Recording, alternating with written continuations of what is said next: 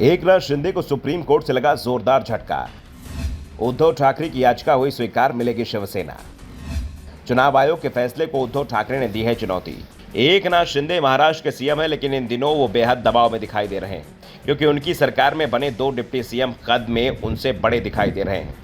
शिंदे कोई भी फैसला सहयोगियों के बिना नहीं ले पा रहे हैं। एकनाथ शिंदे ने एमवीए छोड़ा था और शिवसेना से बगावत की थी, तो अजीत पवार को इसका सबसे बड़ा कारण बताया था। आज अजीत पवार उनकी सरकार में डिप्टी सीएम है, और सबसे बड़ी बात तो ये कि अजीत के पास वही विभाग है जो एमवीए सरकार में भी था। लेकिन अब एकनाथ शिंदे के लिए सबसे बुरी खबर सुप्रीम कोर्ट से आ रही है। दरअसल एकनाथ शिंदे ने जब शिवसेना से बगावत की थी तो शिवसेना पर ही दावा ठोक दिया था।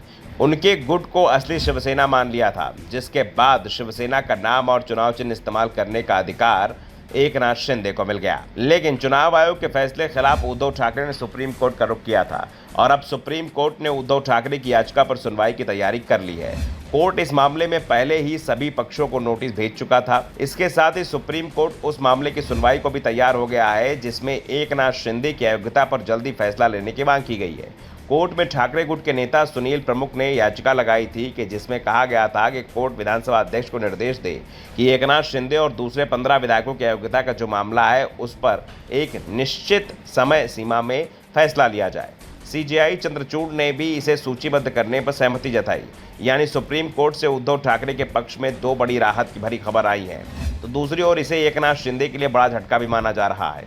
दरअसल चुनाव आयोग ने 17 फरवरी को एकनाथ शिंदे समूह को शिवसेना के रूप में मान्यता दी थी। इसके साथ ही पार्टी का चुनाव चिन्ह धनुष और तीर प्रतीक और शिवसेना का नाम उपयोग करने की शिंदे गुट को अनुमति मिल गई थी, जबकि उद्धव को शिवसेना उद्धव बाला साहेब ठाकरे नाम और मशाल चुनाव चिन्ह दिया गया था।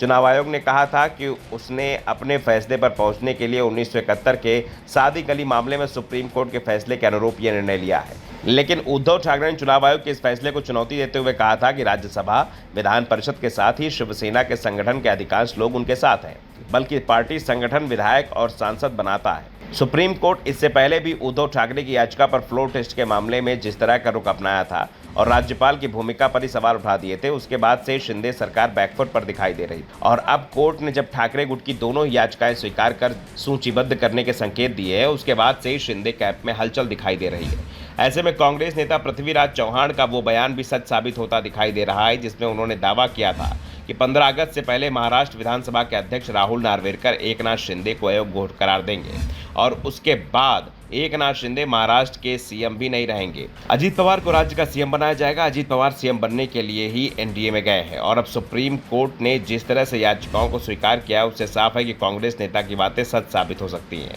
दूसरी ओर उद्धव ठाकरे का कैंप भी कोर्ट और विधानसभा अध्यक्ष के फैसले पर नजरें गड़ाए हुए हैं, क्योंकि एकनाथ शिंदे अगर कुर्सी उतर जाते हैं तो फिर शिवसेना की लड़ाई उद्धव ठाकरे के लिए आसान हो जाएगी। वैसे भी अभी तक जितने भी सर्वे आए उसमें साफ हो गया कि शिवसैनिकों की पसंद उद्धव ठाकरे ही हैं। ठाकरे को लेकर राज्य में सहानुभूति भी दिखाई दे रही है। Bureau report, the Dhakad news.